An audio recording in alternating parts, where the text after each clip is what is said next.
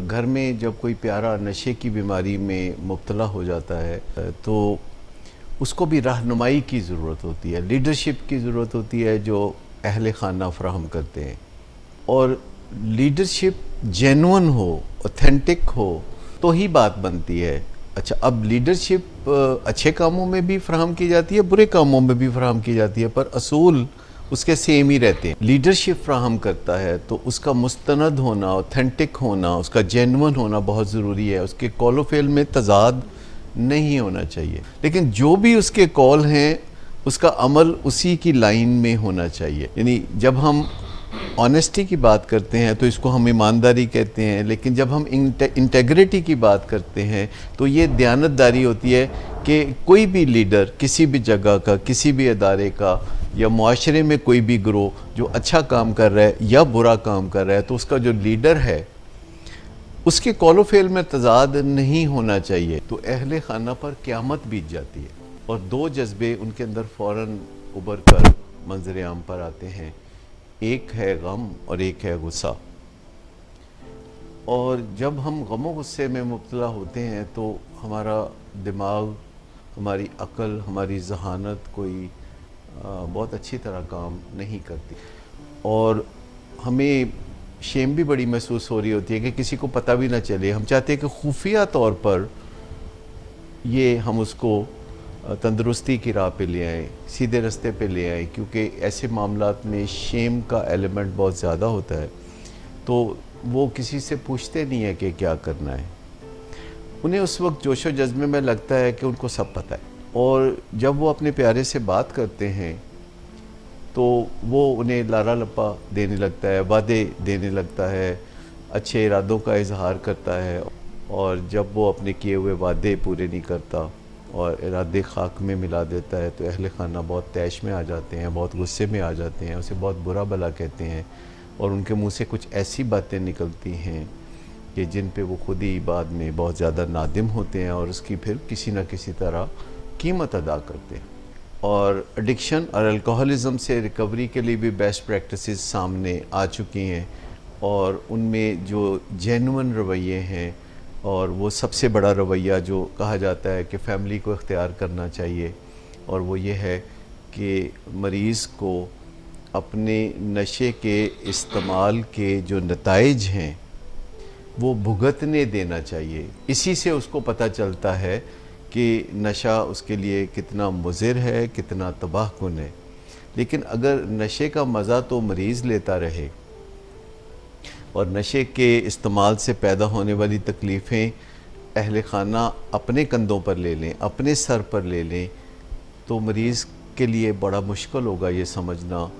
یا یہ ریلائز کرنا کہ اس کو ڈرگز کا یا شراب کا استعمال چھوڑ دینا چاہیے۔ اور وہ پلیس ہے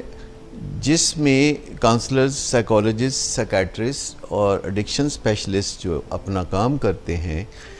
تو ان کی ان پٹ لیے بغیر، ان سے رائے مشورہ لیے بغیر اگر گھر میں ہم ٹامک ٹوئیاں مارتے رہیں گے اور جو ذہن میں آئے گا وہ نسخہ ہم آزمائیں گے، اور اس سے جب نتیجہ نہیں بھی نکلے گا تو کچھ دن کے بعد پھر وہی نسخہ بار بار ہم آزماتے ہیں، جبکہ کوئی فائدہ بھی اس کا نہیں نظر آ رہا ہوتا، تو ہمارا مطلب یہ نہیں ہے کہ ہم خام خواہ اپنے مریض کو بدنام کریں، لیکن اس خوف سے نکل آئیں کہ وہ بدنام ہوگا۔ جو نیچرل کانسیکوینسز ہیں ڈرگ یوز کے، وہ اسے ایکسپیرینس کرنے دیں۔ آپ نے اس کو کوئی سزا نہیں دینی، آپ نے اس کو کوئی جزا نہیں دینی، کیونکہ سزا اور جزا کا اس بیماری کے حوالے سے یا اور بھی بیماریوں کے حوالے سے، جیسے ڈائبٹیز ہے تو اس میں سزا اور جزا سے کیا بہت زیادہ فرق پڑے۔ اگر کوئی نشے کے استعمال سے تکلیف ابھرتی ہے تو اس کا جو بہترین حقدار ہے وہ وہی بندہ ہے جس نے اس کا مزہ بھی اٹھایا ہوا ہے۔ اور ڈائبٹیز جیسی بیماری ہے، یعنی آپ کو سن کے حیرت ہوگی کہ ڈائبٹیز جیسی بیماری کیسے، تو میں آپ کو بتاتا ہوں کہ جیسے ڈائبٹیز میں جو کاربوہائیڈریٹ سے نپٹنے کا نظام ہے وہ خراب ہوتا ہے یا بریک ڈاؤن ہوتا ہے، تو نشے کی بیماری میں یا شراب کی بیماری میں جو نشے سے متعلقہ، شراب سے متعلقہ سسٹم جسم میں الیبوریٹ ہے وہ خراب ہوتا ہے، تو شراب کی بیماری ہوتی ہے۔ جب تک جسم میں وہ سسٹم ٹھیک ہوتا ہے تو تب تک جو ہے نشہ کرنے سے وہ تباہ کن نتائج سامنے نہیں آتے، اگرچہ کچھ نہ کچھ نقصانات اکا دکا نظر آنے لگتے ہیں، لیکن حقیقی تباہی، بے پناہ خرابی، بے پناہ فساد اس وقت پیدا ہوتا ہے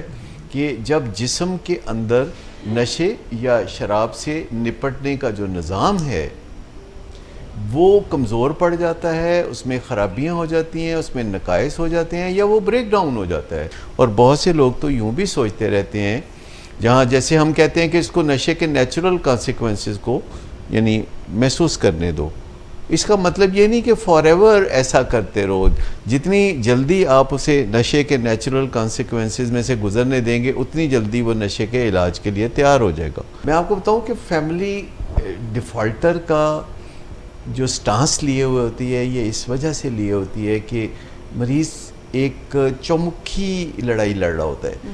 وہ ایک ایسا کام کر رہا ہوتا ہے جس کے تحت وہ 4 حربے ایسے استعمال کر رہا ہوتا ہے کہ جس کی بنیاد پر فیملی اپنے آپ کو یعنی ڈیفالٹر کی سٹیج پہ محسوس کرنے لگتی ہے، کیونکہ کانسٹنٹلی کئی سالوں تک مریض انہیں بتا رہا ہوتا ہے کہ یہ سب آپ کا قصور ہے۔ دیکھیے الٹیمیٹلی جو سمٹمز ہوتے ہیں بیماریوں کے ان کو سمجھنا پڑتا ہے اور بیماریوں کے ساتھ ملا کے دیکھنا پڑتا ہے۔ جو بھی سمٹمز ہوتے ہیں ان کو ہم آہستہ آہستہ زندگی میں انٹرپریٹ کرنا سیکھتے ہیں۔ اگر آپ کسی کو دیکھتے ہیں کہ کوئی وامٹنگ کر رہا ہے یا ایون فار دیٹ میٹر کسی محفل میں کھانسی کیے جا رہا ہے یا اس طرح کی کوئی اور چیز آپ جب دیکھتے ہیں تو آپ کو پتہ ہوتا ہے کہ یہ اس کے پیچھے یہ کسی بیماری کا شاخسانہ ہے۔ اچھا، جب کوئی ایڈکٹ بھی یہ سب کچھ کر رہا ہوتا ہے تو ہمیں سمجھنے کی ضرورت ہوتی ہے کہ یہ بھی پیچھے ایک بیماری ہے جو یہ کر رہی ہے، کیونکہ ہر قسم کے لوگ یعنی پڑھے لکھے اور ان پڑھ اور دنیا کے ہر طبقے سے اور ہر مذہب سے تعلق رکھنے والے لوگ جب ایڈکٹ بنتے ہیں یا الکوہلک بنتے ہیں تو وہ آہستہ آہستہ ایک ہی سانچے میں ڈل جاتے ہیں۔ تو کامن سینس جو ہے وہ بیماریوں کے علاج کے لیے نہیں ہوتی، کیونکہ اب دنیا میں اتنی ترقی ہو چکی ہے کہ بیماریوں کے سٹینڈرڈ جو علاج ہیں، سٹینڈرڈ آپریٹنگ پروسیجرز جو ہیں وہ سارے بن چکے ہیں۔ تو ان حالات میں اگر اہل خانہ اچھی طرح ٹرینڈ ہو جاتے ہیں، سمجھ جاتے ہیں کہ یہ ایک خالصتاً بیماری ہے، اسے ہم پوچا پاچی کے لیے بیماری کا نام نہیں دے رہے، اسے ہم کاسمیٹک ریزن سے بیماری نہیں کہہ رہے، یہ ایگزیکٹلی ایک فزیکل بیماری ہے جس کے اثرات سائیکالوجی پہ بھی پڑتے ہیں، جس کے اثرات سوشیالوجی پہ بھی پڑتے ہیں، اسپرچویلٹی پہ بھی پڑتے ہیں، یہ رشتے ناتوں پہ بھی اس کے اثرات پڑتے ہیں، پیشہ ورانہ صلاحیتوں پر بھی اس کے اثرات پڑتے ہیں، لیکن یہ بیسیکلی بیماری ایک جسمانی بیماری ہے، جیسے کہ ڈائبٹیز۔ دیکھیں ڈائبٹیز بھی ایک جسمانی بیماری ہے، لیکن اس کے نفسیات پہ اثر پڑتے ہیں، اس کے سوشیالوجی پہ اثر پڑتے ہیں، تعلقات پہ اثر پڑتے ہیں، اسپرچویلٹی یعنی فیلنگ آف انسیکیورٹی آ جاتی ہے۔ اسی طرح یہ ایڈکشن ہے جس کو سمجھ لینا چاہیے کہ نشہ کرنے کے لیے ہمارے جسم میں ایک الیبوریٹ سسٹم ہوتا ہے۔ اب اللہ جانے کہ اللہ نے ہمارے جسم میں شراب کی پروسیسنگ کا سسٹم، نشے کی پروسیسنگ کا سسٹم، میٹابولزم کیوں رکھا ہوا ہے، یہ اللہ بہتر جانتا ہے، لیکن یہ سسٹم جب تک ٹھیک کام کرتا ہے نشے سے تباہ کاریاں نہیں پھیلتی، لیکن جب یہ سسٹم کمزور پڑنا شروع ہوتا ہے جس کی جینیٹک ریزنز ہوتی ہیں، تو جینیاتی وجوہات سے جب یہ سسٹم کمزور پڑتا ہے یا بریک ڈاؤن ہوتا ہے تو جسم میں نشے کا نظام خراب ہوتا ہے، کچھ ٹاکسنز بنتی ہیں اور مریض کی مت ماری جاتی ہے، پھر اس کے خیالات بدلتے ہیں، پھر وہ اپنی ویلیوز کو بھول جاتا ہے، پھر وہ جھوٹ بولتا ہے کثرت سے، پھر وہ جرائم میں بھی حصہ لیتا ہے، لیکن پس منظر میں جو روٹ کاز ہے وہ ایک پرائمری کرونک پروگریسو النس ہے جسے اگر ٹریٹ نہ کیا جائے تو انفارچونیٹلی وہ جان لیوا بھی ہے۔